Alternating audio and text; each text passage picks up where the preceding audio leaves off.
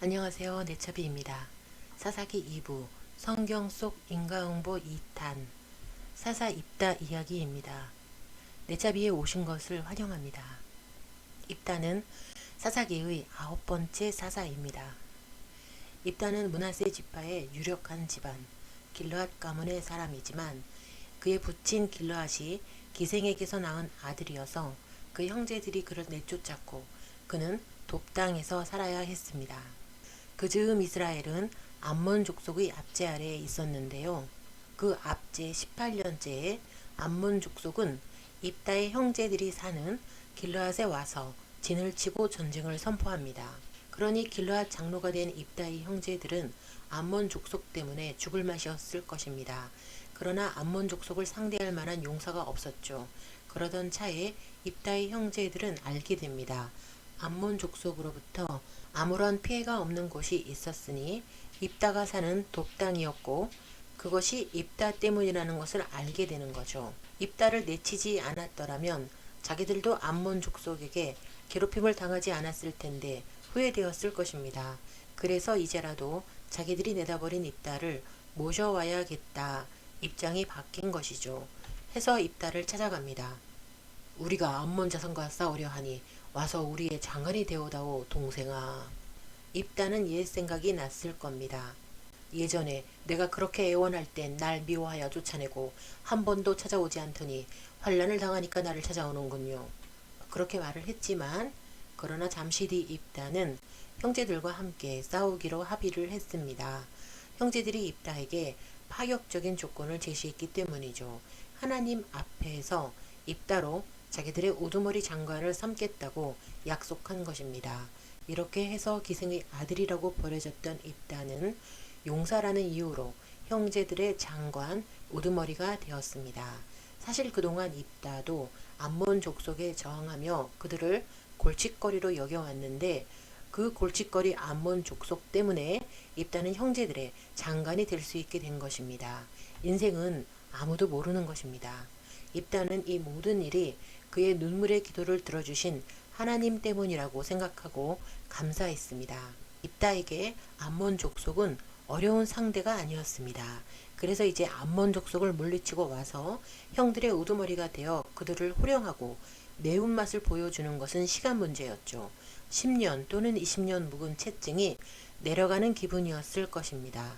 이런 기회를 주신 하나님께 너무나 감사했고 그래서 하나님께 자기가 가진 가장 소중한 것을 바치고 싶었을 것입니다. 그래서 보통 사람이 드리는 소나 양이나 염소보다 더 귀한 것으로 드리고 싶었나 봅니다. 전쟁에서 승리하고 돌아올 때 제일 먼저 집에서 나와 자신을 반겨주는 집사람을 하나님께 바치겠다고 서원한 것입니다.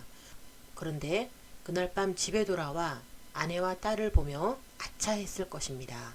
자신은 자기 집의 종이나 하인들을 염두에 두고 한 서원인데 사랑하는 아내와 금지 오겹, 무남 동녀 딸도 포함되겠구나 하고 깨달은 것이지요. 그날 밤 잠을 못 잤을 겁니다. 그래서 어쩌면 입다는 자기 딸과 아내에게만 전쟁에서 오는 날 집 밖에 나오지 말라고 미리 기띔을 했을지도 모릅니다. 묻지도 따지지도 말고 아빠 집에 오는 날 절대 나오지 말거라. 이렇게 생각하는 첫 번째 근거는 바보가 아닌 이상 아내와 딸일 가능성을 간과할 리 없을 거라는 거죠. 입다는 똑똑한 사람입니다. 둘째, 그랬기에 입다는 전쟁이 끝나는 날 마음 놓고 집에 돌아왔었다는 것입니다. 셋째, 그랬기에 입다는 마중 나온 딸을 보고 소스라치게 놀란 것입니다. 미리 사전 작업을 해 놓았기 때문에 딸을 볼 일이 없을 줄 알았고 그래서 거기에 대한 대비책도 미처 준비하지 않았기 때문에 그렇게 놀란 것입니다. 그랬기에 입다는 딸에게 이렇게 말했다고 생각합니다. 슬프다 내 딸이여. 너는 나로 참담케 하는 자요 나를 괴롭게 하는 자 중에 하나이로다. 이 말의 뜻은 즉 내가 반칙까지 해가면서 너를 지키려고 했는데 일이 이렇게 되어 내 마음이 참담하구나. 반칙까지 한 내가 이제 어떻게 하나님을 보겠느냐. 내가 나오지 말라고 했건을 왜 나왔느냐. 왜. 이런 의미가 있지 않을까 생각합니다. 또 그 다음에 내가 여호와를 향하여 입을 열었으니 능히 돌이키지 못하리로다. 이 말 속에도 일이 이렇게 된 것이 하나님이 나의 반칙을 다 아시고 이렇게 하신 것 같아서, 그러니 이제 와서 서원을 취소할 수도 없겠구나. 그러면 어찌해야 한단 말이냐. 이런 의미가 있지 않을까 생각을 합니다. 그렇다면 입다의 딸은 왜 다 알면서도 나왔을까 의문이 들 것입니다. 사실 입다의 딸은 입다가 귀띔해 주었을 때부터 그것이 무엇을 의미하는지 알았을 겁니다. 그녀 역시 똑똑했고 이미 아버지의 서원에 대해 정보를 입수하고 있었을 것입니다. 부친 입다가 돌아오는 날은 집사람들 중 한 명이 죽는 날, 집사람들 중 한 명을 잃게 되는 날이라는 것을 알았을 겁니다. 그런데 그 사람은 입다에게는 종이거나 하인이지만 그 사람 역시 누군가의 부모이거나 누군가의 자녀이기에 누군가에겐 엄청난 슬픔이 일어나리라는 것을 알고 있었던 것입니다. 사실 입다의 딸은 어려서부터 부친 입다에게 하나님을 배우며 부친 입다의 슬픔을 엿보고 자랐을 것입니다. 기생의 아들이라고 천대받고 쫓겨난 아버지 입다의 슬픔을 그래서 누구보다 잘 알고 있었습니다.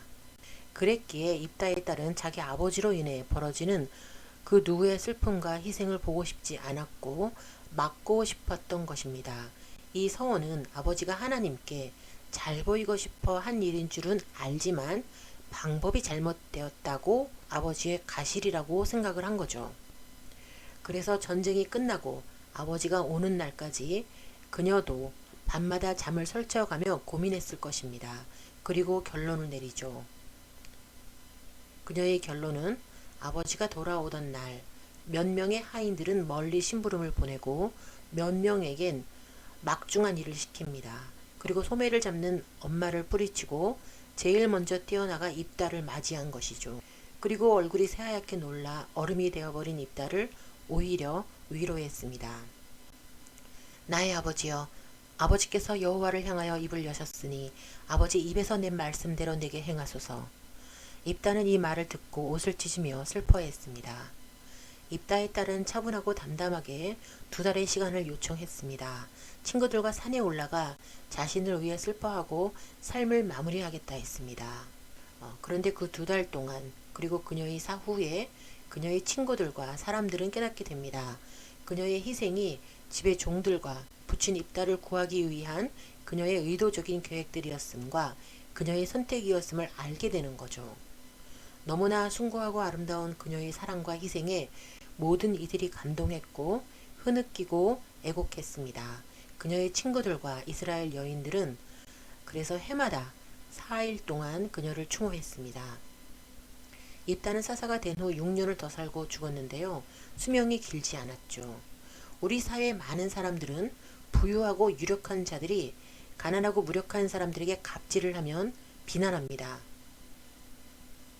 그런데 비난하던 사람도 갑의 위치에 서게 되면 더 심하게 갑질하는 경우를 종종 봅니다. 입다가 그랬습니다. 기생의 아들이라는 신분차별의 멸시를 받으며 아버지 집에서 쫓겨난 그가 하나님께 잘 보이려고 자기 집의 하인의 생명을 소나 양 대신 희생시키려 한 것입니다. 그냥 소나 양으로 했으면 아무 문제 없었을 텐데 말이죠. 하나님은 입다에게 번제를 요구하신 적이 없습니다. 입다가 하나님께 번제 서원을 한 것은 자신을 사사로 불러주시고 세워주신 하나님께 감사해서인데요. 즉 입다는 자기 자신을 위해 번제 서원을 한 것입니다. 형들은 잘 먹고 잘 사는데 부친 재산을 더 차지하려고, 즉 더 잘 먹고 더 잘 살겠다고 동생에게 기생의 아들이라는 오명을 씌워 상처를 주고 쫓아냈는데 입다 역시 하나님께 감사하지만 더 잘 감사하겠다고, 즉 더 많은 복을 받겠다고 다른 사람을 희생시키려 한 것입니다. 하나님은 제사를 원치 않으십니다. 하나님은 갑질을 안 하는 것을 더 좋아하십니다.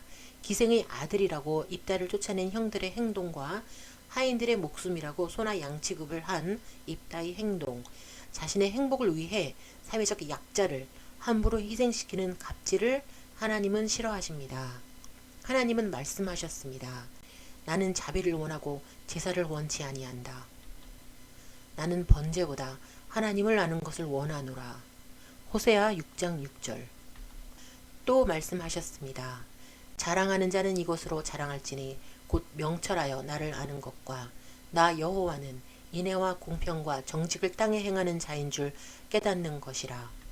나는 이 일을 기뻐하노라. 예레미야 9장 24절. 입다의 하나님이 가장 무서운 이유는 입다가 죄를 인지하지 못했을 때에 똑같이 경험시켜 죄를 깨닫게 해주시기 때문입니다. 하나님께는 죄인 줄 몰랐었다는 것이 변명이 안 됩니다. 입다의 하나님은 똑같은 입장이 되게 하셔서 이해시키기 때문입니다. 창세기 4장 7절 죄의 소원은 내게 있으나 너는 죄를 다스릴지니라. 하나님은 죄를 다스리라고 하셨습니다. 다스리려면 잘 알아야 하고 민감해야 합니다. 타인, 누군가의 딸을 희생시켜 하나님께 복을 받으려 했던 입다에게 하나님은 그 자신의 딸을 바치게 함으로 죄를 가르쳐 주셨습니다. 눈에는 눈, 이에는 이, 성경 속 인과응보 시리즈 2편, 그리고 사사기 2편 마치겠습니다. 감사합니다.